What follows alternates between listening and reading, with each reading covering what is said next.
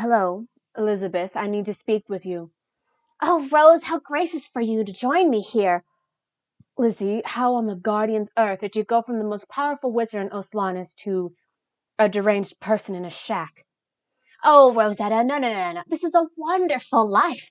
I've learned so much more about this world and its legends in the past 3 weeks than any of the Starblades have in the past 300 years.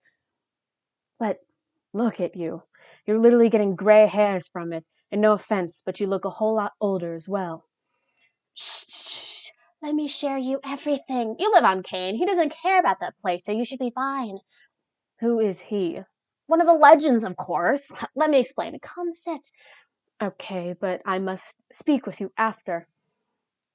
Have you ever heard of the man with no face? You aren't talking about that fairy tale that Mother would tell us when we were kids, are you? That's what you think, but it's not an old fairy tale. There's so much more to the story than is told, and the man behind the legend, or men behind the legend, is a whole lot more of a curious thing. What do you know the man with no face for? Stalking its prey before eating it whole, while completely breaking the prey's mind, body, and soul, of course.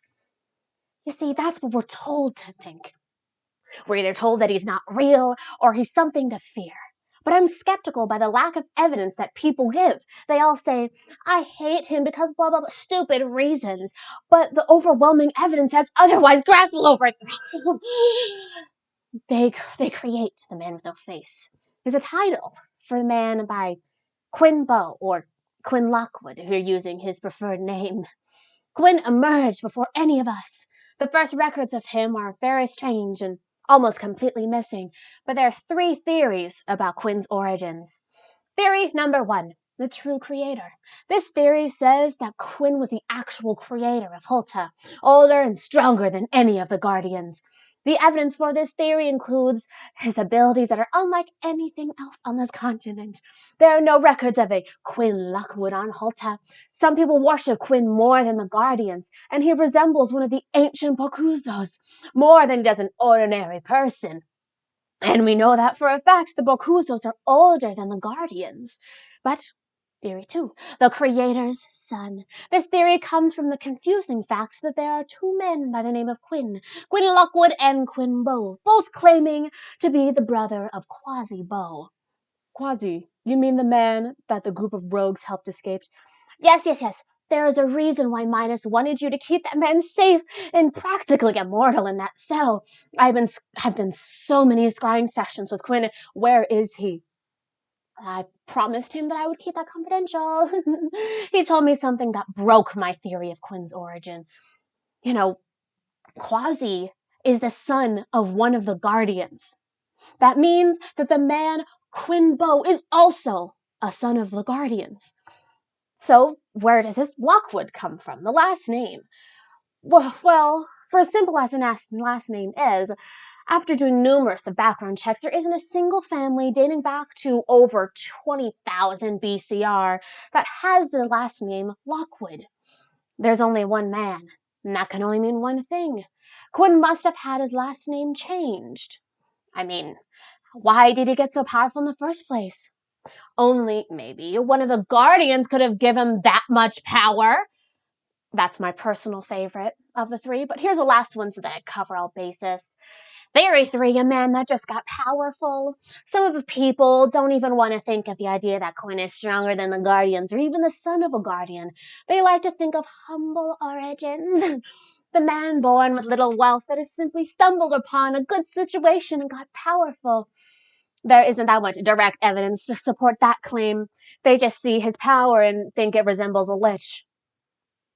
Question. Go ahead. Those sound amazing, Lizzie, but doesn't it sound strange for Quinn Bow just to change his last name but still pronounce Quasi as his brother? Why not completely detach himself from the family? I see where you're coming from here, but if that is true, then I don't have any working theory at the moment.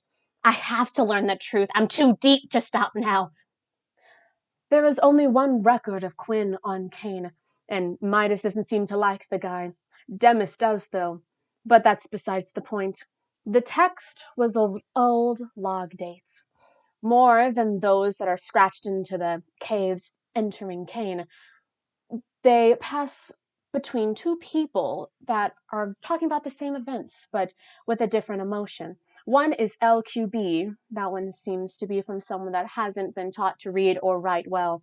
He seems hopeless and frail, scared of everything. But the second writer is QL. That one has very nice handwriting and is very literal and intellectual with his wording. He's proud, happy, and almost obsessed with things that are uh, not that great. The only thing that connects the two are the DNA.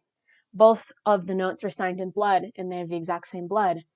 So it's either two different people using one person's blood, or it's the same person writing the letters. Oh my guardian, the same person. I knew it before, but why didn't I think about it? Using the same first name, but still calling Quasi a brother. The tendency to do the worst things known to man, but still care for people like he's a child. Wait, maybe this goes deeper. There's no way a man with two people in his head is capable of doing something like that. Maybe one is the original, and the other one is forcing his way in. Maybe something so powerful could rival the Guardian. Oh, my Guardians, Quinn!